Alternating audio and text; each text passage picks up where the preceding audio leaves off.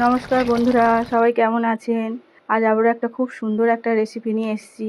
আজ বানাবো বেগুন আলু দিয়ে পুঁটি মাছের একটা খুব সুন্দর একটা রেসিপি। আপনারা যদি ভিডিওটা ইউটিউব থেকে দেখে থাকেন তাহলে চ্যানেলটাকে সাবস্ক্রাইব করে দেবেন। আর যদি ভিডিওটা ফেসবুক থেকে দেখে থাকেন তাহলে পেজটাকে ফলো করবেন আর ভিডিওটা একটা লাইক করে দেবেন। এবারে আলুটা হালকা করে একটু ভেজে নেব।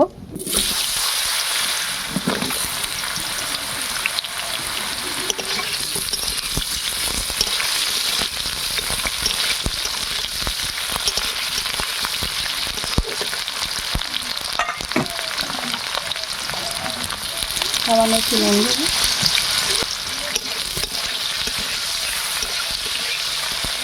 আলুটা ভাজা হয়ে গেছে, তুলে নেব। আবার ওই তেলের ওপরে বেগুনটা দেবো।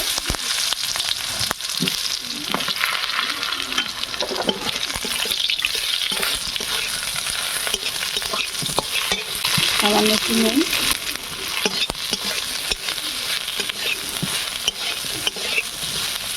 আর একটু হলুদ।